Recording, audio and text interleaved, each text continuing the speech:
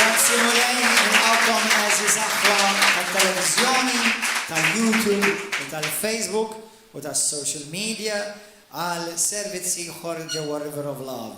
Ejja nitolbu u ninħeġġiġkom minn qalbi biex tiftħu qalbkom għall-kelma tal-mulej.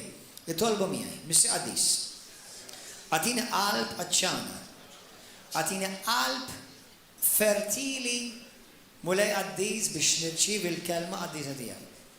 Qarbilli qalbi bil-kelma tiegħek u l-Ispiritu Santu u għatini l-għajnuna tiegħek biex qalbi tibqa' safja quddiem għajnejk illejla. U fejn jien qiegħed fl-iżbal, fejn inti tindikali bil-kelma tiegħek li jien għandi bżonn nagħmel xi adjustments, ħasseħħu ssir il-rieda tiegħek fil-ħajja tiegħi permezz tal-kelma tiegħek f'isem Ġesu Kristu. Amen. Morru malajr, kulħadd ipoġġi bil-qiegħda morru malajr Galatin kapitlu 5, ħankompli nitkellem fuq is-seħer fid-dar tal-Alla. Din hija il-5 lezzjoni. Il-5 lezzjoni fuq is-seħer, witchcraft in the house of God. Galatians chapter 5. Galatin kapitlu 5. Il-lejla il-lezzjoni hija ir-ribellioni, id-dnub tas-seħer, mulej qarbilli qalbi. Illum ukoll nixinu l-opportunità biex nawgura Happy Father's Day lill-missiriet kollha fost River of Love, daw kollha li qed jaraw dan il-programm il-mulej jitfa' barka speċjali fuqkom bħala missiriet li jagħtikom l-erf, is-saħħa biex tkunu missiriet għal uliedkom speċjalment li twasluhom fl-għarfien ta' Ġesu Kristu. Halleluja. Grazzi mulej. Fil-ktieb ta' Galatin kapitlu 5 minn vers 19 jew 18. Jekk imexxikom l-Ispiritu Santu m'inthomx iktar taħt il-liġi, l-emejjel tal-ġisem huma magħrufa. Żina, faħx, nuqqas ta' rażan, idolatrija, seħħer, mibeda, ġlied qejra, korla, ambizzjoni, firda, partit, invidja, sokor, baħrit u ħwejjeġ bħal dawn. Inwissikom bħalma diġà wissejtkom qabel li min jagħmel dawn l-affarijiet dawn il-ħwejjeġ ma jiridx is-saltna tal-Alla. Jekk intom tindunaw waħda mill-opri tal-ġisem hija seħer. Innotaw ħdejn is-seħer, il-kelma seħer hija sandwiched bejn idolatrija u bejn il-ġlid u lejra. Interessanti. Morru dik tibda Galatin kapitlu 3 issa. Dan qed nużaħħom dal-iskritturi f'kull lezzjoni li qed nagħmlu fuq is-seħer minħabba li number 1 biex aħna nkunu kollha fuq l-istess stampa. U number 2 biex dawk li ma jkunux segwew il-lezzjoni ta' qabel impoġġuhom ukoll fuq l-istess stampa ħalli ma jisibuhom ħassuhomx mitlufa. Galatin kapitlu 3 vers 1. Pawlu l-Apostlu qed jikteb bl-ispirazzjoni tal-Ispiritu Santu lil Kristjani, lil Knisja. Pawlu Apostlu, Pawlu Kristjan, Pawlu mimli bl-Ispiritu Santu qed jikteb lil Kristjani mimlijin bl-Ispiritu Santu mwildin mill-ġdid u esperjenza u l-mirakli. U qed jgħidulhom hekk. Ħaneħħi l-kelma Galatin. Ja Kristjani, bla moħħ. Kristjani bla moħħ. Għedtilkom kemm il-darba ġiet tfisser ħanerġa' nirrepeti li nifsi. Jiġifieri moħħhom ġi hijacked. Inħobb ngħidha dik il-kelma hijacked. Meħud, possedut, taken over. Min saħħarkom bi kliemu. Poġġa seħer, poġġa spell bl-Ingliż, who has bewitched you. Il-kelma bewitched ġejja mill-kelma witch saħħara, mela l-kelma saħħar ġejja mill-kelma saħħara jew viċi versa.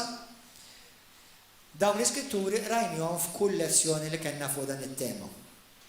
U minnhom mal-ewwel naraw dawn l-affarijiet. Number 1, is-seħer huwa reali. Is-seħer huwa reali. Is-seħer jinstab ukoll fil-Knisja u s-seħer jista' wkoll ikun qed jopera fuq Kristjan. Jiġifieri bħalma jgħidu bil-Malti naqra goff mhix dawwa timlix għajnek għax tiġi River of Love jew tmur xi knisja oħra jew għax inti tgħid tal-born again jew għax inti tgħid in Kristjan daqshekk ma jfissirx li inti m'intix kandidat li tista' tiġi taħt seħer. Jiġifieri meta ngħidu seħer biex tifhmuni iktar għal dawk li forsi m'intomx għadkom ma qbadtux sew xi tfisser is-seħer isir ħafna mid-drabi l-iktar mod ovvju hija meta seħħara tpoġġi tip ta' magħmul jew saħta fuq xi ħadd. Seħer. Imma m'hemm bżonn tmur għand saħħara biex tiġi msaħħar. Tista' tiġi msaħħar b'bosta ħafna affarijiet. Issa llum ħanitkellmu eżiż aħwa morru simgħuhom dawn it-tagħliema għax hemm tant xtajt, hemm tant xtoqgħod. Illum ħanitkellmu fuq l-iktar seħer komuni. Għadna ma tkellimniex fuq is-seħer ta' sħaħar vera fejn ġieli ġew sħaħar fil-knejjes sħaħar li jkunu mxajtna. Imma dawk huma those are the funnest to deal with. They are the best and the most entertaining to deal with. Għax teġ kemm jibdew jagħmlu breakdancing. Halleluja, taħt il-qawwa tal-mulej. Grazzi mulej. I love those type. Imma, u Alla jħobbhom iktar ovvjament għax lil dawk in-nies ukoll bħal kulħadd irid jeħlishom mill-ħakma tad-demonju. Amen. Imma, dawk huma l-iktar faċli tiddilja magħhom. U aħna kellna hawnhekk u għadhom hawnhekk u qudiem issa stess nies li kienu saħħara. Grazzi Ġesu. Amen. Mela, illum ħanitkellmu ma fuq seħer ieħor. Il-kelma seħer tkellimna wkoll il-messaġġ ta' qabel dan fuq is-seħer rigward il-farmakeja x'wara kollox il-kelma farmakeja jew pharmacist jew pharmaceutical hija l-kelma bil-Grik seħer. Li tfisser seħer. Witchcraft, spell, sorcery, daw bl-Ingliż. Però ħafna ma jafux jew jinsew li l-kelma seħer tfisser xi ħaġa oħra. Ftakar li Galatin kapitlu 5, Pawlu mhux jitkellem fuq seħer li jiġi għax mort għand saħħara. Pawlu qed jitkellem fuq seħer li jiġi minn bniedem li għadu mhux matur u qed jgħix fil-ġisem. U dik hija bejn wieħed u ieħor mill-inqas madwar 95% tal-Kristjani. Forsi ħarir inqas u il-ratio minn fejn inġiba għaliex Ġesu jitkellem f'Mark kapitlu 4 Luqa 13 fejn Ġesu jitkellem fuq il-parabola taż-żerriegħa u tal-art il-qlub tan-nies fejn niżlet fejn waqgħet il-kelma tal-Alla għandek 4 minn dawk il-qlub, 3 minnhom totalment mejta, semgħu imma l-xejn intilfu u għandek qalb waħda imma jekk tagħmilhom 100 minn 75 jekk diġà baqa' 25 u minn dawk il-25 Ġesu qal dik dawk it-tip ta' qlub minn dawk il-25 mhux kollha ħajmxu mal-mulej 100%. Xi wħud ħajibqgħu diżobbedjenti u ħajobdu biss 30%. Oħrajn ħajobdu biss 60%. Ftit huma dawk li ħajobdu lil-mulej 100%. U jekk taqsamhom b'ratio bejn wieħed u ieħor jiġu bejn 7 u 8 minn nies minn kull 100. X'inhu ma jagħmlu l-oħrajn? X'inhu ma jagħmlu l-oħrajn?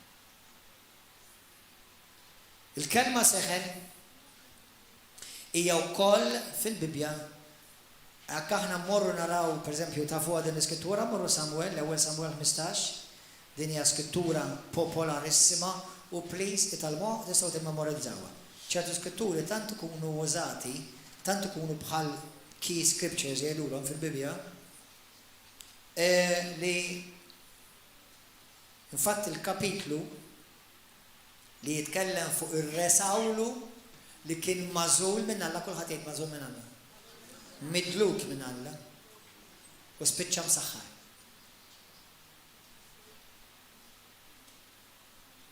Mela inti se tkun midluk minn Alla. Midluk mażul minn Alla. Użat minn Alla. U xorta tista' tiġi taħt seħer. Tiġix tgħidli għax huma t-tesmenti qegħdin. L-istess huwa fit-Testament ġdid, Galatin fit-Testament ġdid. Huwa ktieb fuq il-grazzja. Isimgħuni aħwa. Meta Ġesu ġie, l-istandards tas-sewwa tar-righteousness ma baxxihomx. Anzi jollihom. Għax Ġesu taf xejtu. Ġesu qabel Ġesu jgħid qabel fit-Testament il-Qadim jekk inti pereżempju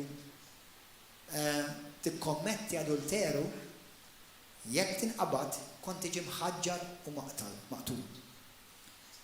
U tiġi kkundannat. Ġesu llum jgħidlek jekk inti tixtieq adulteru f'qalbek, tiġa biżżejjed li tiġi kkundannat, mela l-livell mhux baxxih, għallih. Imma lilna għallina wkoll biex aħna tagħna l-grazzja u s-saħħa biex ngħidulu id-dnub ngħidulu le.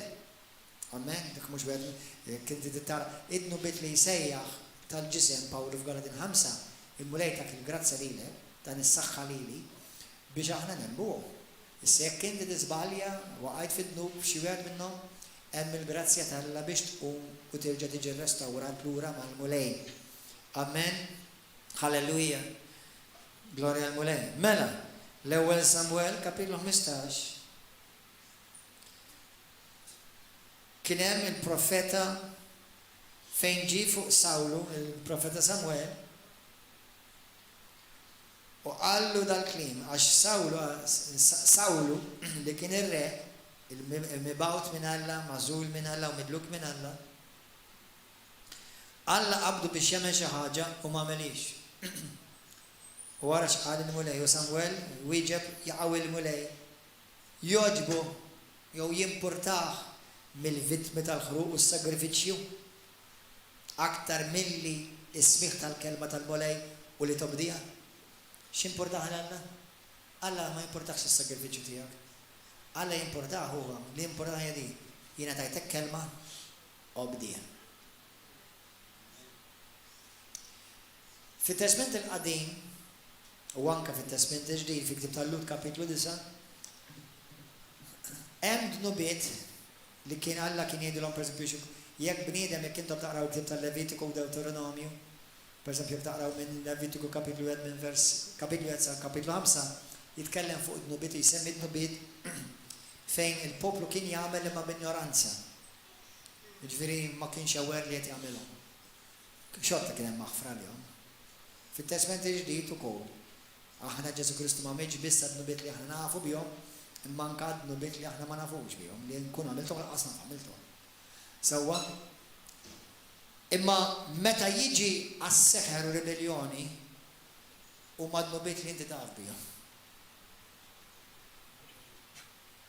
Għax biex inti taqa' taħt seħer u tikkommetti d-dnub tas-seħer, inti tkun taf xi jrid Alla u b'mod konxju għamilt il-kontra. Dak jiġi issa id-dnub tar-rebellioni. Id-dnub tar-rebellioni. U id-dar tal-Alla mimlija bi Kristjani jirrebellaw. Id-dallem id-dar tal-Alla ġifieri anke River of Love, il-knejjes ta' madwar Malta u Għawdex. Kwalinkwa knisja ta' kull denominazzjoni. Issa simgħuni għandikom twissija ta' maħabba, inkluż għalija.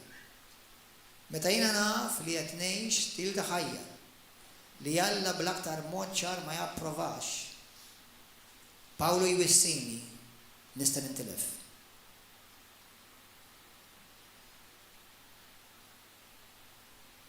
Għax issa fajnejn Alla minn flok qed nuża l-grazzja biex nqum kontra d-dnub, qed nuża l-grazzja biex niġġustifika d-dnub.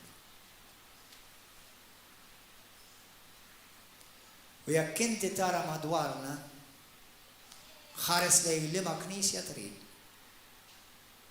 Li kieku vera l-Kristjani jaqbduh dal-messaġġ il-ġimgħa d-dieħla meta nerġgħu niltaqgħu, mhux ħajkun hawn spazju biżżejjed hawn ġew. Għax ħafna minnhom ħajrealizzaw li din fil-periklu ta' dnub tas-seħer u din fil-periklu li ma jirtux il-ħajja ta' dejjem. Dik hija twissija mill-Apostlu Pawlu, hija twissija mill-profeta tal-Alla Samuel lil Sawlu, u hija twissija minn Kristu nnifsu fl-Apokalissi jgħid li min jagħmel dawn l-affarijiet ma jridx il-ħajja ta' dejjem, anzi jintefa' fil-bellija tan-nar. U waħda minnhom hija s-seħħ. Jekk inti taf x'għandek tagħmel u qed tagħmel il-kontra, ħadd tmur fl-abissi tal-infern.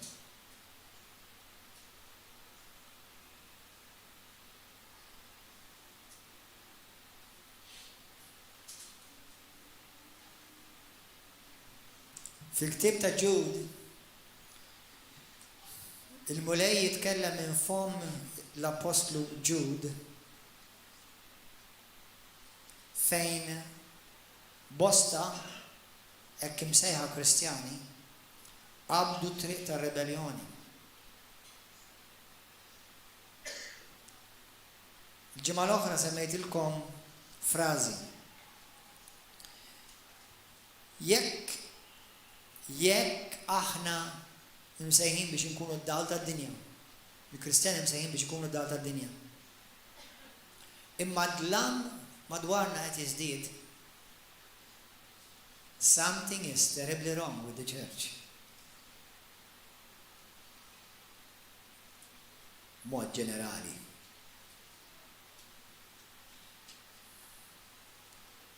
ċertu aħwa li qegħdin fil-periklu ma jafux li huma f'periklu. Għax il-kelma ma jaqrawiex, jiddependu from second hand knowledge. Isimgħuni sewwa. Jiena napprezza sew lilkom u sew dawk kollha li taraw fuq televiżjoni u dawk li jgħidu li jiena nsegwik fuq Facebook.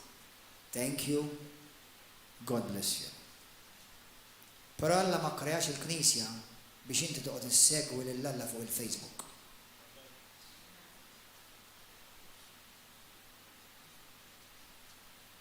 Meta inti għandek nies ukoll jibdew jintroduċu ċertu dottrini. M'hemm bżonn niltaqgħu issa għax inkella nsiru reliġjużi.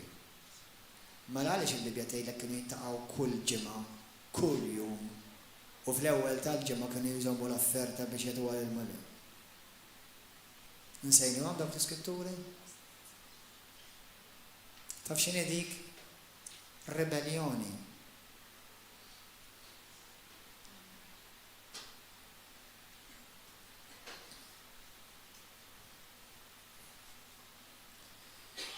Għaliex ikun hemm rebellioni? Il-kelma wkoll, il-kelma rebellioni fil-Bibja, għax inti għandek fl-ewwel Samuel kapitlu 15 vers 23, fejn Alla jgħid ir-rebellioni daqs id-dnub tas-seħħer. Jew inkella tgħidlek rebellioni u bħad dnub tas-seħħer. Bl-Ingliż tgħid aħjar, rebellion is the sin of witchcraft or as the sin of witchcraft. Infatti jisimgħu xejn il-mulej f'din jisimgħu għadi. Ħanqalkom minn vers 23. Ir-rebellioni daqs id-dnub tas-seħħer u twebbis li twebbes rasek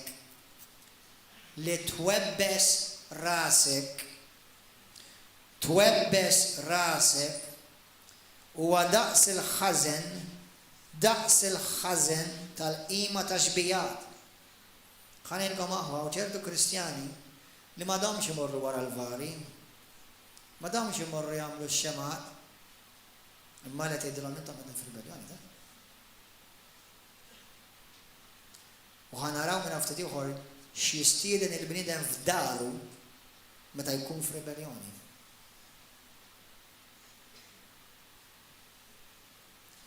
U li twebbes rasek daqs il-ħażen tal-qima ta' xbijat. Għax int warrabt il-kelma tal-mulej, mela hu Alla jwarrab lilek. U jekk jwarrab lilek, m'intix ħassabha. Ir-rebellioni Tgħid li Alla mhux kull dnub jobgħod, Alla jobgħod ir-rebellioni. Kull darba li jiena u inti naġixxu fir-rebellioni, lil Alla nfakruh f'Satana.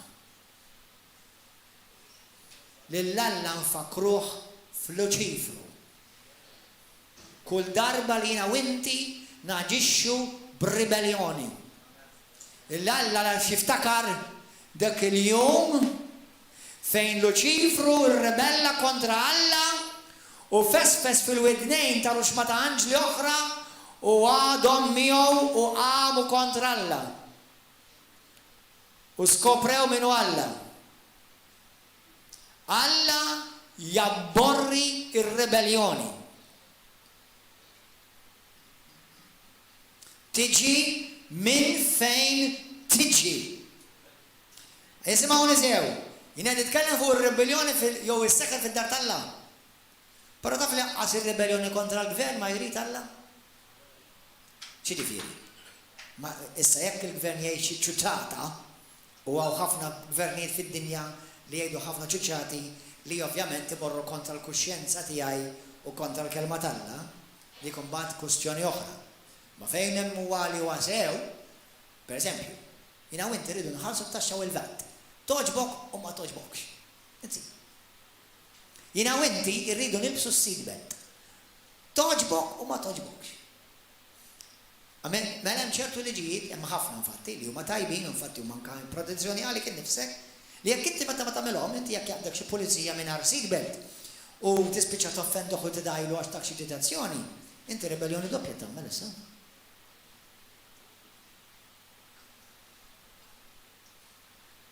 Sewwa, inti missek dak il-ħin tgħidlu grazzi ser, grazzi tal-li tagħmel xogħol tajjeb, skużani, aħfirli, u grazzi, ħaqni. Anzi, God bless you, tal-li tagħmel xogħol sew. M'hemmx każ wieħed fil-Bibja, kulħadd jgħid m'hemmx każ wieħed. Fejn xi darba Alla berek xi tip ta' rebellioni. Laqqas kontra mexxejja tajbin. Laqqas kontra mexxejja ħżiena. M'hemmx darba fil-Bibja fejn darba qal din rebellioni napprovaw. Għodu attenti, Kristjani. Għodu attenti, eżis Kristjani. U intom terevra vlava għodu attenti triplu. Għax intom mintom reqsin mill-kelma. U intom esperienzajtu, intom poplu uniku. Naf li maħnix l-unika, imma esperienzajtu l-qawwa tal-Alla, rajtu l-mirakli, rajtu n-nistri nħelsu mix-xitan, rajtu omja jaraw u torra xisimaw, rajtu daw il-qawwa tal-Alla rajtu għu. Il-kelma ġeja ġiet motija u mitmu għalilkom bil-laħam. U kalkom tmorru d-dar ta' daqduda ta' Alla u l-laħam madwar sninku. Amen. Għalina menx, skuza, mux għax ħatti uħor jista' jagħmel li jrita. Imma r-rebellioni, biex tkun rebellioni, titkun taf il-xini il-verità u inti għażilt li xorta waħda tagħmel kontra.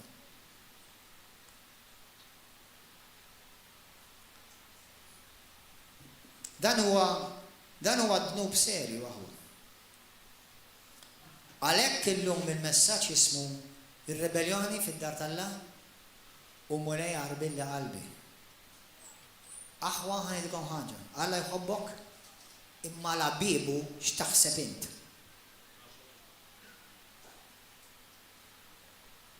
Fejn Alla kiteb l-iswed fuq l-abjad, għal-abibu x'jidhirlek int. U jien ovvja.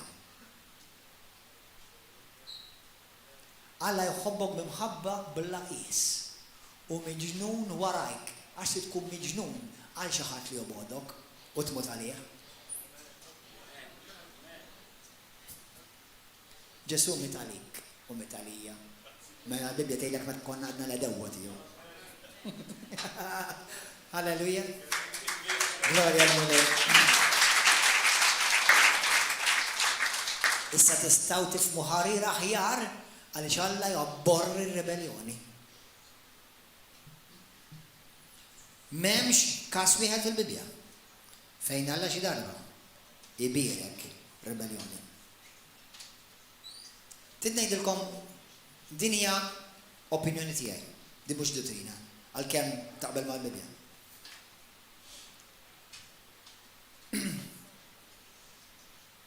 Is-sitwazzjoni li jiena naħseb li l-Libja tinsab fiha bħalissa taf għaliex? Minħabba minflok li għamlu l-affarijiet ġusti, għamlu l-affarijiet b'ribellioni. U għandhom pajjiż ta' taħt fuq. Diżastru. Urini pajjiż wieħed fid-dinja fl-istorja fej għamet rewwixta u rebellioni u Alla birek dak il-pajjiż. Urini pajjiż wieħed. Aħseb wara fil-Knisja. Urini Kristjan wieħed li llum għandu ministeru minn frott dilka tal-ġenn u għam ribellioni kontra pastor jew kontra knisja jew kontra awtorità. Il-Kristjan wieħed x'imkien. Tgħid lilna se kemm tajjeb. Jew di. Għodu attenti. Għax ukoll wieħed mis-sinjali tal-aħħar żminijiet hija proprja din rebellioni. Id-darba l-oħra jien ħanejlkom aħwa. Id-darba l-oħra jien xi ġimgħa dejlu għedtilkom inti tħabbix rasek anke jekk nonqosin. Tħabbix rasek, inti m'intix ħad irrispondi l-Alla għalija. Inti ħad irrispondi l-Alla għalik. Ġifieri jiena bħalma jiena għand il-pastor tiegħi, jekk il-pastor tiegħi jagħmel froġa, il-froġa hu ħajkolha mhux jiena. Issa jiena fid-dmir li nitlob għaliha, infatti bħalma dmir nitolbu għal xi xi, u għalhekk nitolbu hawnhekk. Sewwa? Imma tħabbix rasek, nabħal jekk il-Prim Ministru għamel xi froġa, il-Prim Ministru jrid ikoll għamel froġa, mhux il-Parlament kollu. Sewwa? Bħal pulizija, jekk pulizija għavolja f'awtorità u għamel froġa, inti ma tistax tgħid ma nista' ħabboru kontra l-pulizija. Min għamel froġa? Il-ġustizzja poġġek postu. Imma mkien fl-ebda pajjiż, fl-ebda storja u fl-ebda passaġġ bibliku fejn xi darba Alla prova u bejlek rebellioni. Għax ir-rebellioni huwa x-xogħol mill-bidu sal-aħħar tal-Luċifru.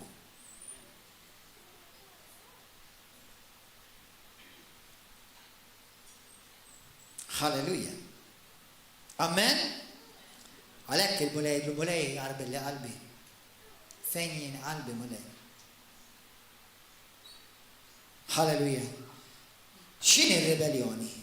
Li tiġi kontra il-kunsill tal-Alla, il-kelma tal-Alla, kontra l-awtorità ta' Alla. Sew Alla nnifsu, sew il-kelma ta' Alla nnifsu, u sew l-awtorità nwaqfa minn Alla nnifsu. Dik hija rebellioni. Anke jekk l-awtorità żbaljata, Alla mhux ħajtik l-ebda approvazzjoni tirrebella kontra tagħha. Għax Alla mhux miġnun.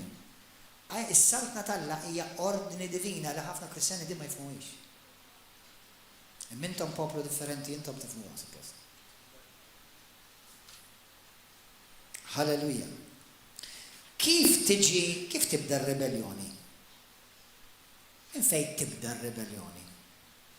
Ir-rebellioni tibda minn qalb li tħossa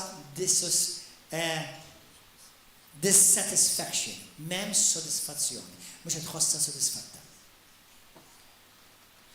Ma tħossokx iktar jew ma tħossix iktar li Alla biss huwa dak li jissodisfani. Il-bniedem li ma jsibx falla is-sodisfazzjon jipprova jfittxu fil-bniedem. Jiġi ddiżappuntat u jiġi kontra tiegħu. Għalhekk il-mulej jgħidlek misħut int jekk inti tipprova tagħmel xi bniedem il-fiduċja ta' ħajtek. Għalhekk imkien ma qallek il-mulej li inti li tagħmilni l-alla tiegħek, inti li tidħobni bil-fors għax ma tarax bil-ċalla. Trid tirrispettani bil-fors, bħalma jien rrid nispetta lilkom, ġifieri, ma nistax ngħid għax jiena l-pastor ma nispettakx, xorta rrid nispettak. Sewwa, u jekk nisbalja rrid ngħidlek sorry. Alleluja, ġifieri mhux di totta kulħadd, ġifieri. Imma r-rebellioni dejjem ġeneralment tiġi, ma tiġix minn fuq l-isfel, ġeneralment tiġi minn isfel lejn fuq. Ħafna mid-drabi. Biċċa infatti minn fuq se tiġi. Sewwa. Għalhekk pereżempju inti meta jkollok xi ħadd li jifhem awtorità, jgħidlek jiena ħija ma nistax ngħidlek għamel differenza x'jiena nirrappreżenta ċertu awtorità, jekk hux pulizija, jekk hux armata, jekk hux kumpanija, jekk hux sptar, ma nistax ngħidlek mod ieħor għax jien għandi lil-min nagħti rendekom. Qed tifhmu? Alleluja. Għalhekk il-bniedem isimgħuni aħwa, kemm minn darba tilkom di intom li intom imsejħin u għandkom sejħa fuq għajdkom li nemmen kollha kemm minnkom taw jalla taqbdu għadi. Imma dawk li intom tixtiequ topra fil-Ministeru. Ma tistax tibni l-Kristjaneżmu tiegħek fuq nhar l-erba', is-sibt u l-ħadd filgħodu. Issa, m'hemmx waħda jew l-oħra, ix-xirka mal-Knisja hija parti mill-kmand tagħna. U jekk inti konxjament mhix qed tagħmilha għax minn għalik li inti ssaħħlist għax inti qed rebellioni. Sewwa? Imma naqa' fi żball ieħor u nkun tippoġġi lil nifsi suscettibbli biex niġi offendut, dissatisfatt għax minflok jiena poġġejt it-tama tiegħi u nikber fi Kristu. Jiġi ħafna minna aħna għandna l-kunċett li niġi l-Knisja biex ninbena. Tajjeb, imma għaliex ma tiġix il-Knisja mibni?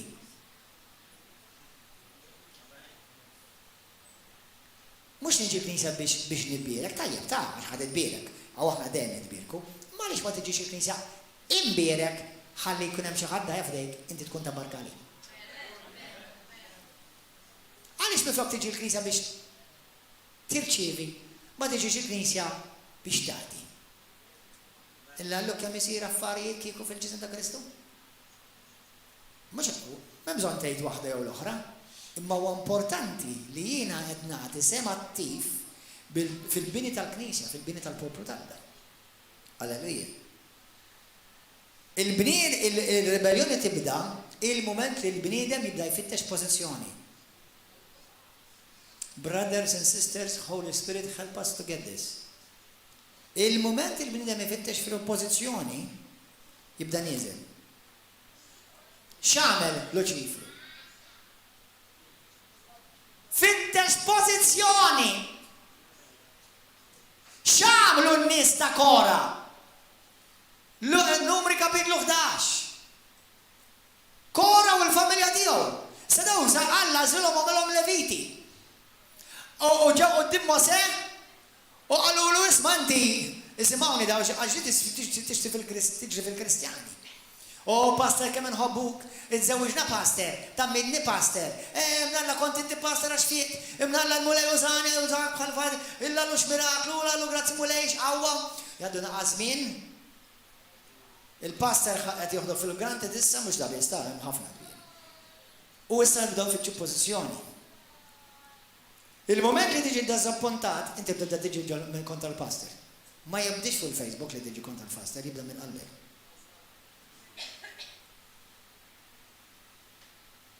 Għax is-sinti qed tipprova ssib l-identità tiegħek f'pożizzjoni. Ma għadek sodisfatt li inti iben għall ħaj u m'għandek bżonn pożizzjoni aħħar minn hekk. Infatti qalb baża lin-nies ta' Kora. Issa jiena nemmen fi Knisja. Peress jiena nemmen fi Knisja Apostolika, nemmen fi Knisja tikber.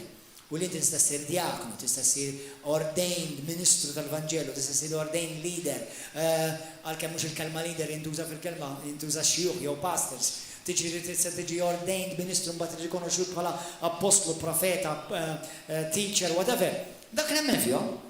Sewwa, ma fl-aħħar mill-aħħar ma tħallix waħda minn dawk jirreplacejawk minn inti fi Kristu ta'. Għax minn flok tiġi ordained għal promozzjoni, tibda l-ordinazzjoni tiegħek għal niżla. Għax inti iktar ma tikber fil-gwirat, iktar Alla jippretendi minnek u iktar titaqdi, mhux inqas. U iktar issir responsabbli u iktar issir kontabbli. Amen? Meta jiena kont għadni single u kont għadni l-Bible College, sigħat kbar kont nistudja l-kelma, ma nistax nagħmlu dak illum jiena.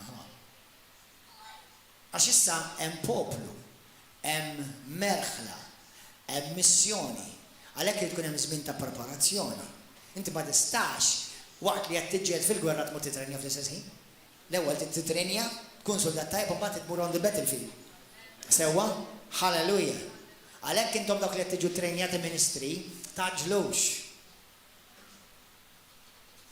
Sewwa ħalli għax jagħti żmien li żmien li għandkom bħalissa ma jkollkomx fuq dejkom għax ix-xogħol huwa kbir.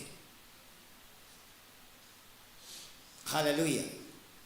Mhux qed ngħidilkom bata tieqaf taqra l-Bibbja ta' ma tistax ta' mhux tinxef xorta. Imma mbagħad il-ħin kun differenti ħafna.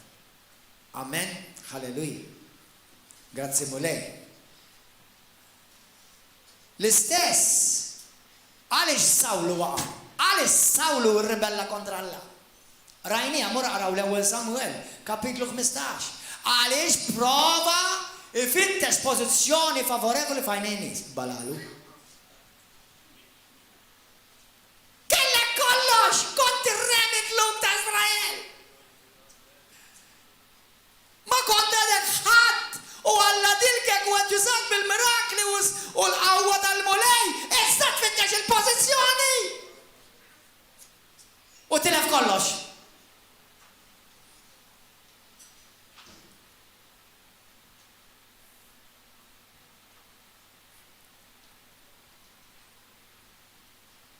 Lord help us. Kif tirrikonoxxi meta jkun hemm ir-rebellioni? Għax tibda tidduna lil dak li xi darba sejjaħlu missierek, ommok, jista' jkun uħuk, il-boss, il-kapo, jew is-ser, issa tibda tistmellu f'qalbek. U dak li jgħidu issa ma jfisser xejn. Issa tibda tikkwestjoni kull ħaġa li jgħid, jew kull ħaġa li tgħid.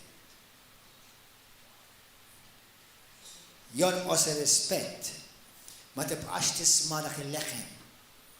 Issa tibda tfittex il-ħna oħra. Kif timmanifesta? Jimmanifesta billi jibda l-offens, dgergir, poison, valenu.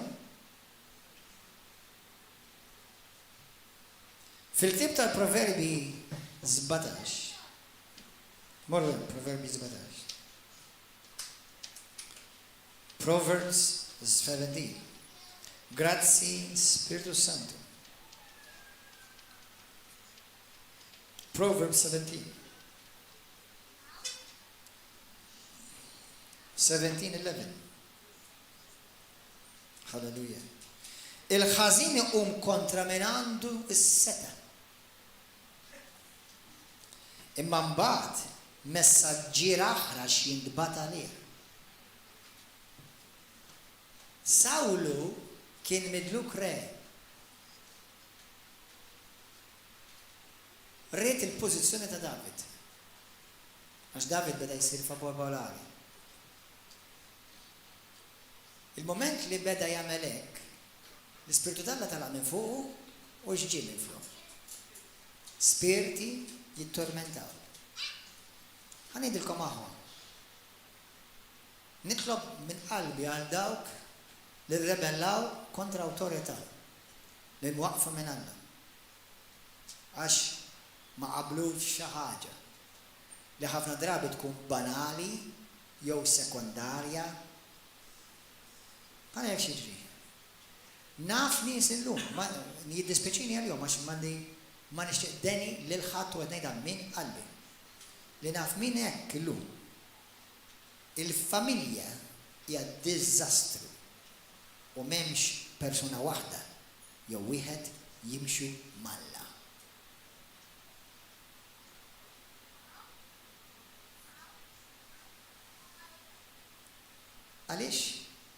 Għax meta inti ġejt kontra l-awtorità t'Alla, il-kelma t'Alla jew l-awtorità li waqfa minn Alla, Alla ħadha personali u lilek qed jitrattak bħallu ċifru u jwaqqak u jneħħi jdejk id-dilka t'Alla minn fuq ħajtek. Ftakar Ġesu, ftakar Alla qal darbtejn fil-Bibja, Ġabu u Pietru. Żewġ apostli qaluha, Alla jirreżisti minu dak il-gburi li qam kontra Alla. Mela ħanejdilkom, tista' tmur li tista' ddum sejjer I bind you devil? Tista' ddum tgħidlu I cast you out? No, you can't. Because he lives with you. You can't cast him out.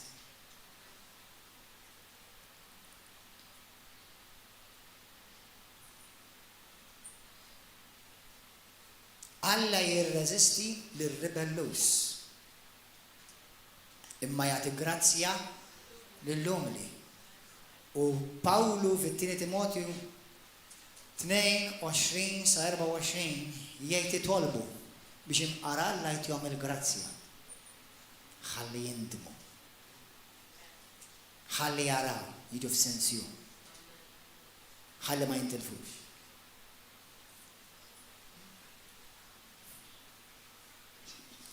Halleluja. Fil-ktieb ta' Ġeremija 28 kien hemm profeta fals. Ma kienx fals, actually għal-bidu. Imma rribella kontra l-profeta t'Alla, Ħananija, u qam kontra Ġeremija. U ħanidkom aħwa, ħanidkom għaliex ir-ribelljoni hija perikoluża. Waħda mir-raġunijiet, mhux wieħed, turrun. Tinejlkom għaliex għax ir-rebelljoni qatt ma tkun weħeda. Ir-rebelljoni dejjem tkaxkar oħrajn magħha. Allura Alla qal lil Ġeremija għal murid il-Ħananija, qallu sa sena oħrajn tkun mejjed. Profeta t'Alla dan.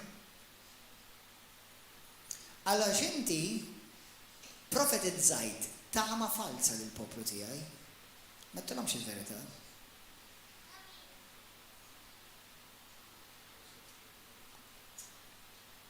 Jekk intom tridu min jarxilkom widnejkom, this is not your church.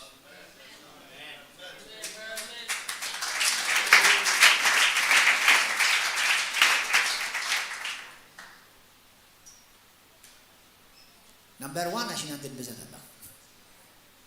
Ġifieri, qabel ma tnamlu għalik, onestament, kull fibra ġo ġismi, l-ewwel ma tnamlu għalija. Għalhekk dil-ġimgħat fuq il-Facebook jiena, jekk nisma' xi ħadd, u jekk għal-ġieħna jissejjaħ Kristjan, jattakka Ministru t'Alla, xi pastor, bismu jew xi ministeru jattakkom niddelitjak. Għax nafint misħut issa.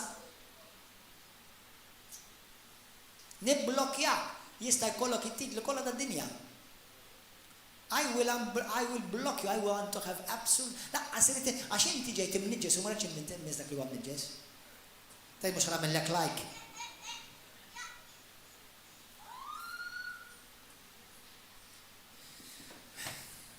Fil-ktieb ta' Lut kapitlu 3 vers 8 u vers 17. Tiftakru meta l-poplu t'Alla qed jitkellem hawnhekk, meta l-poplu t'Alla ħareġhom minn Iżrael, ħareġhom mill-Eġittu lil Iżrael. U dawn irrebellaw kontra Mosè. L-ewwel tgħix kemm ferħu f'Mosè ħelishom. Bħal darba meta kont il-Bible College ġarba qalulna, allura ġeneralment l-ewwel in-nies jibdew hekk ara. Imbira dak li ġej fisem il-mura jibdew ċabċulek. Jamluk il-superstar. U bil-palma. Jew bil-rixa. Ma f'daqqa waħda kif jibdew jitalmu naqra u jibdew jisiru jafuk. Da jibdew jisiru, da min jaħseb li, da mhux bħalna. Mbagħad it-tielet fażi. Salbu! U kull Ministru t'Alla jgħaddim dak it-tielet fażi. U jekk inti msejħ Ministru t'Alla ħadaddi minnhom. U min irid isalbek titlob għalih ġorta waħda. Ħalli ma tmux imsalla vera. Għax hekk ovvjament inti mbagħad tixtieq il-ġid min jixtieqlek id-deni, taf xtejlek u l-iskrittura, id-deni ma jitlaqx minn daru ta'. Ma min tkun għamilt il-ġid u jagħmillek id-deni ma jitlaqx minn daru. Il-ħażin il-Bible says fil-ktib ta' Proverbi għandu jew 13 vers 17 jew kellha kapitlu 17 vers 13. Tgħidlek he who returns evil for the good that he has received, evil will never depart from his house. U għajt nejdilkom naf nies li dispeċini għalihom sallum il-ġurnata huma diżastru. Għadhom wara snin ma ħadux ruħ. U jieħdu ruħ taf meta? Meta Alla jtihom il-grazzja. L-ewwel jinżlu għall-kub tagħhom u jgħidlu mulej jiena kont out of order u aġixxejt fis-seħer fil-witchcraft u fir-rebellioni li inti tabborri. U mbagħad minn hemmhekk minn barra saw jimxu ħarkub tejhom. U jgħid li pastor kemm kont baħnan jew baħnana għax minn flok jiena rajt x'inhet jagħmel ladu biex jaħtafni ħatta kontra tiegħek jew ħatta kontra ħija jew kontra ħatta jew ħatta kontra l-Evra. Jalla li marret jom il-grazzja. U nagħmlu party. X'meta jiġi bin ħali lura nagħmlu lhom party. Halleluja. Għax aħna m'għandniex id-dar tal-kundanna, aħna d-dar tal-missier fejn jirċievi dawk kollha li ġew f'sensihom.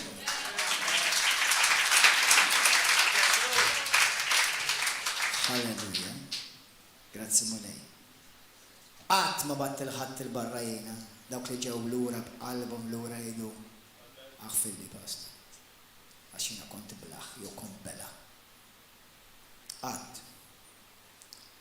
La jaċċettak Alla l-missier min jien biex ma naċċettax. Halleluja. Gloria lil mulej qadis. Fil-ktib tan-Numri 16 bdew igergru minn hemm tibda r-rebellioni. Qgħod attent, ħanejlikom aħwa. Taf li mhijiex sinjal tajjeb għalik quddiem Alla li jekk inti anke f'qalbek tgħid qed immur river of love mhux qed nirċievi, għaliex? Twaħħalx fija. Se twaħħal fija mhux ħanieħu għalija, ma twaħħalx fija. Għaliex m'intix tirċievi? Kien hemm żmien fejn inti kont tagħmel tuħbu few u tiskeraw u mhux ġie għamilt snin. Għaliex issa m'intix tirċievi għax itbiddel il-passer taħseb? Jew għax qalbek bdiet gerger, pretendejt xi ħaġa u ma ħadtix. U beda l-intimidazzjoni. Mela jiena jekk inti m'intix ħadd tagħmel it-triq li ħanejlek jiena ħanitlaq. Bye. God bless you. I'm not sure if he will bless you, but God bless you. Jibda l-intimidazzjoni. Jibda l-manipulazzjoni. Pastor, isma, jiena tippretendix id-deċ passata? Jiena da sekin ġbajt, għax narix nad id-deċ mutar. Mentex li l-kontattatija.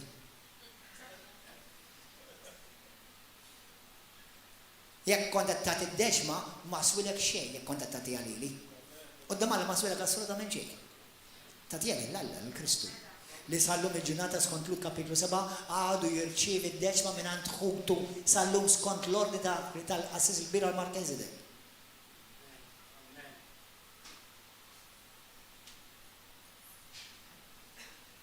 Halleluja.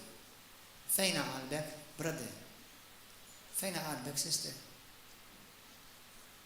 U jekk xi ħadd weġġek, jekk xi awtorità weġġatek, tiċċassax ta'. Jiena jweġġawni awtoritajiet. Naċ, mos, bdabat. U kollha rid nellibhom. Kollha rid nellibhom. Ħallina qalbi tibqa' pura. Kollha rid nellibhom. U bil-grazja tal-Alla s'issa dejjem ilibthom. Kien hemm xi tnejn minnhom kienu naqra ebsin, tawni iktar kedda mill-oħrajn. Imma bil-grazja tal-Alla għax qalbi rid inżomm qalbi safja.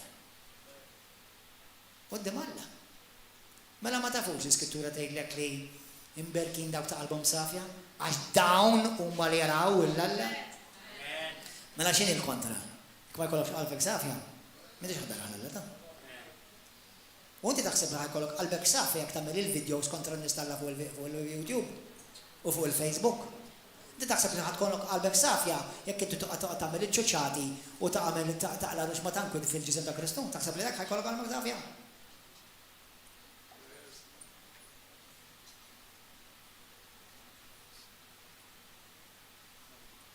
Għod attent. Intom aħwa li tagħmlu l-videos. Għadu attenti għal xiex. Grazzi mulejta talba ta' brada li għal il-bira. Halleluja. Għalina kolla. Għalix namilon videos. X'in il-video? Biex nidarin kemm jimbravu jew għax nixtieq nibni l-ġisem ta' Kristu. Għalix qed namilon video. U jekk il-pastor għalek tagħmlu, x'għaliex qed tkomplu tagħmlu? Taf x'qed tagħmel int? Rebellioni.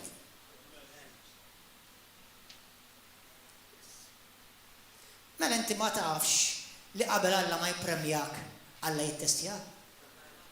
U jekk ma teddix mit-test, ħadd kompli tirrepeti. U taf il-min ħajuża bit-test jetta? Yours truly. Lili ħajuża biex jittestjak. Bħalma mal-pastor tiegħi, Alla juża lill-pastor biex jittestja lili. U l-attitudni tiegħi naqbel u fejn biex jrid tkompli safja u pura.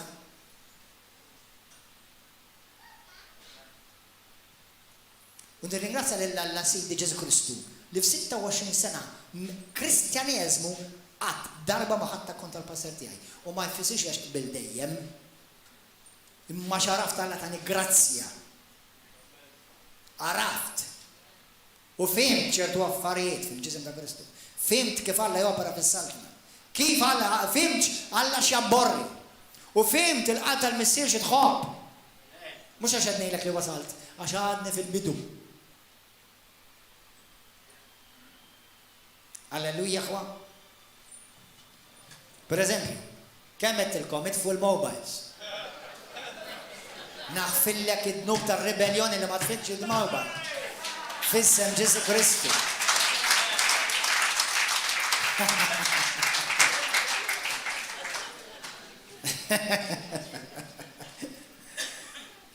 Kemm hawn nies li qalu li pastor jiena warajk taw, tantu ma warajja laqas dan narom. Sparixxew. Alleluja. Għal dawk li intom tixtiequ timxu warajja biex intom tkunu tafu ara kif nidher minn wara.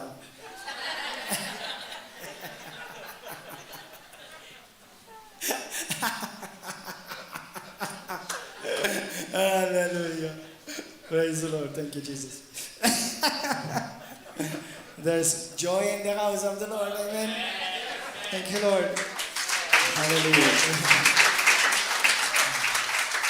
Thank you, Lord. Thank you, Lord. ħafna mexxejja għajkom aħwa mhux bit-blaf ta' ngħidilkom u mhux biex nimpressjonakom u temminni u ma temminnix għamel int bejnek u bejn Alla. Però taf jiena qatt ma rrid insir pastor. Taf li Mose ma rridx isir il-leader ta' Iżrael.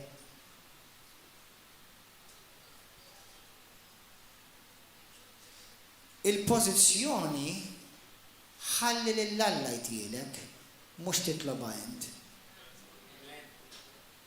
Għax jekk titloba int mhuwiex sajn sabiħ ta' qalbek.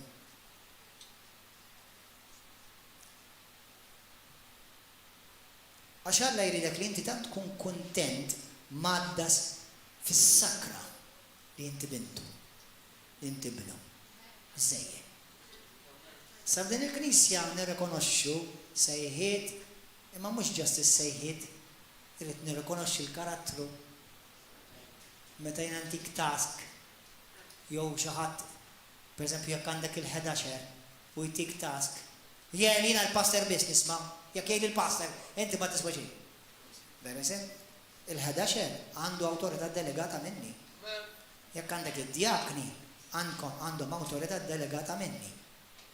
Jekk għandek ċertu responsabbli, dawn għandhom awtorità delegata minni.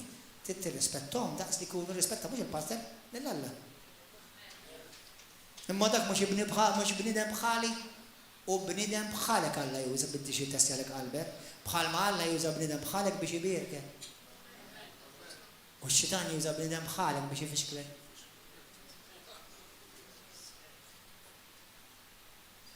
In-nota, kemm hawn minnkom irċevejtu fejqan f'din id-dar. Mhux bniedem bħalek użalla. Ma fejn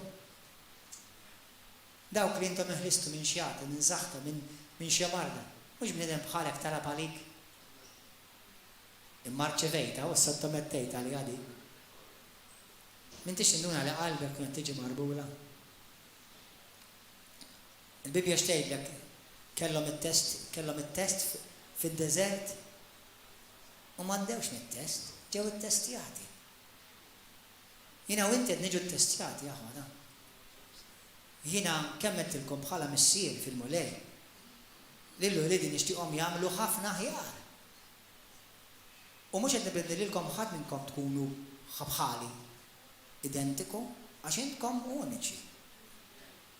Jekk intom taraw ministeri oħra jkun hemm ħafna simili ma fl-aħħar mill-aħħar kull wieħed huwa uniku. U inti ħad esprimi l-ministeru li għal dak your way, not Gordon's way. Imma l-ministeru li għalla f'dalili ħan esprimih Gordon's way, not Mario's way. U t-tnejn huma minn Alla u jekk aħna noperaw forni bil-grazzja tal-Alla bil-mħabba u naraf li Alla jabborri r-rebellioni, il-tnejn għamlu frott għas-sadna. Hallelujah. Amen, aħwa. Praise and worship team, would you please come? Thank you, Lord. Fejn ir-rebellioni? Fejn il-qalb tibda sejra? Jiena kieku kont il-pastor kieku jien nagħmel aħjar minnu. Maybe, but don't say it. Don't think it. Jekk tiġi dak il-ħsieb f'moħħok kissira għaż-żerrija tad-demonju. Jiena m'inhix l-infallibbli, l-epitomija tal-Kristjaneżmu. Jiena kull ma jiena għaddej u naħdura lil Alla bħala jbem. U xi darba jalaq li ċens u d-dimanda meta nidher laħa jgħidli well done my good faithful apostle. Laħa jgħidli well done my good and faithful pastor. Laħa jgħidli well done my good and faithful doctor. Ħajgħidli bil-grazzja tiegħu well done my good and faithful servant. We are here to serve. Aħna dinaw biex għandna. Hallelujah. Amen. Grazzi Ġesu. Infatti fl-ewwel Korintin kapitlu 10 vers 10 xtejlek li nqerdu minħabba li gergru mhux kontra Alla biss, kontra l-mexxejja tal-Alla. Hallelujah. Għodu attenti jaħwa, għax il-gergir huwa forma ta' manipolazzjoni biex tintimida u biex tikkontrolla. Tipprovax tikkontrolla l-pastor. La da, l-ebda wieħed minnhom. Jekk ikollok relazzjoni tajba, għaddi suġġeriment. Jekk le, tgħid, u għax inti kelem li trid tagħmel, tgħid hekk. Tgħid hekk. Jew inti qatt battini waħda lili, x'inhi intik, issa intik ta' tzadej. Jew intik waħda fuq il-padata. Insomma, dik ma nistax nagħmel. All right, I take that back. X'idri inti? Inti mela inti tipprova tfittex id-dritt tiegħek. Ma aħna nsejna li ddifna id-drittijiet kollha. Il-qaddej xi dritt għandu? L-iskjaf xi dritt għandu? Aħna m'għandniex drittijiet, aħna dmirijiet. U meta tkun taf li inti qed taqdi lill-Alla l-għoli, lill-Alla li kkrea l-univers, li lek jista' jonfoq u jagħtasu jiddiżintegrat.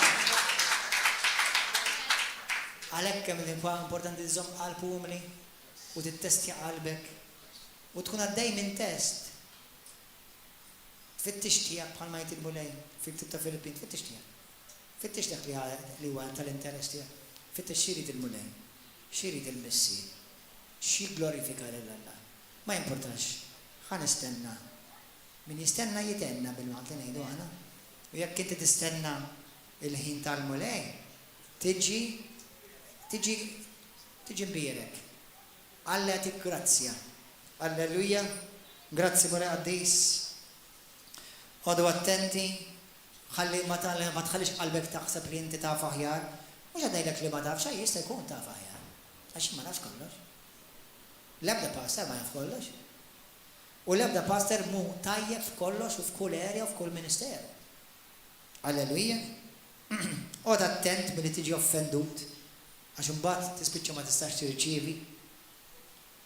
Tgergirx, inħobb ngħidha bl-Ingliż, if you grumble, you stumble. Halleluja. Kemm il-darba inti lejn dak li gergirt, jekk hux lejn din id-dar, jekk hux lejn dan il-persuna jien, ma nħux għalija ta' jiena. Imma tsipiti li nisimak għax it's not a good thing, ma tirriflettix qalb sabiħa. Imma kemm il-darba waqaf twettu mulej grazzi ta' River of Love, jew kellha jekk inti knisja oħra x'imkien ieħor fejn Alla ħawlek u poġġi. Grazzi tal-pastor tiegħi, grazzi ta' dak kollu li jsir, jew qed gerger għax xi ħaġa ma saritx kif joġob lilek. Tant hemm biex tirringrazzjah l-Alla. Għax nispiċċaw nagħmlu bħal l-Iżraeliti li jispiċċaw waqgħu fid-deżert. Ara x'għamel magħhom Alla u gergru xorta. Kif jista' jiena u inti ngergru? Anke jekk jiena qatt ma rċivejt xejn li fis-salvazzjoni li miżżell l-infern, tiġandi biżżejjed għall-eternità nirringrazzja lill-Mulek. Aħseb wara l-barkiet li aħna naraw u nirċievu l-esperjenza. U meta inti tirringrazzja minflok tirgerger, jisi il-pinel persuna li tgerger m'għandix ħin tirringrazzja. The person who grumbles does not have time to be thankful. And the other way around. And the person who's always thankful, he has no time to grumble. Hallelujah, amen. Grazie Gesù. Thank you, Lord. Let's pray. The Lord is testing our hearts because He loves us. Għax jħobbna. Itlob jgħid it-talba fejn inti. Jekk inti tittamel il-Ġesu, s-sidu s-Salvatur tiegħek.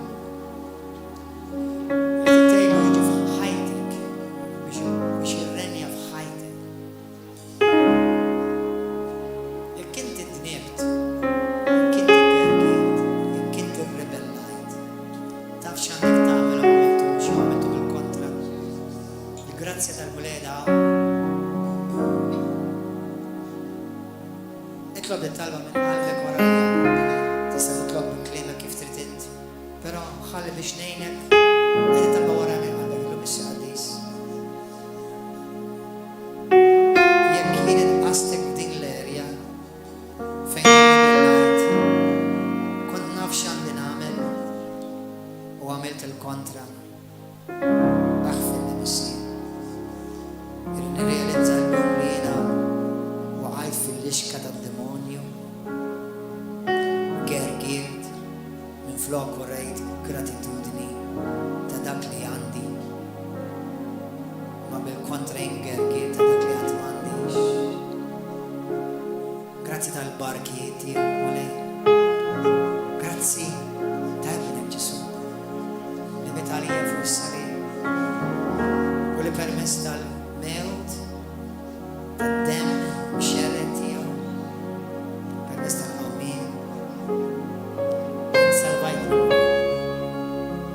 Ġesu, la tħallix ingerger, la tħallix inkun ingrat, la tħallini qatt inkun ribelluż f'qalbi, lanqas minut oħra f'ħajti, għax naf il-periklu li hemm li nista' ma nirridx il-ħajja dejjem. Aħfilni mulej. Min weġġani ħada kontra tiegħi u lej jien nagħfilha minn qalbi u tolbok tini grazzja, tagħtihom il-grazzja biex jiġi f'sensjoni u jkollhom intima vera. Mulej inti ma tbirek qatt l-ebda tip ta' ribellioni. Dan is-seħħer fid-dar tiegħek inniktek u weġġalek qalbek. Ġesu, irrenja f'ħajti l-imħabba tiegħek bil-paċi tiegħek. Aħsilni bid-demm prezzjuż ta' Ġesu missier u llum imlini bl-Ispiritu Santu. Grazzi Ġesu. Ma rridx inkun minut oħra ribelluż fid-dar ta' missier. Mulej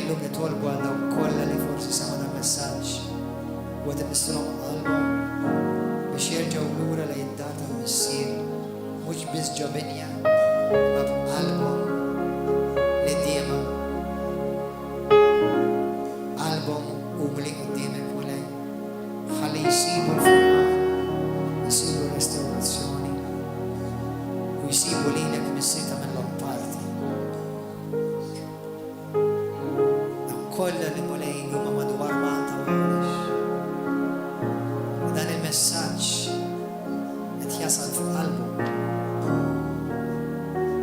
Dan huwa messaġġ ta' mħabba Mulej.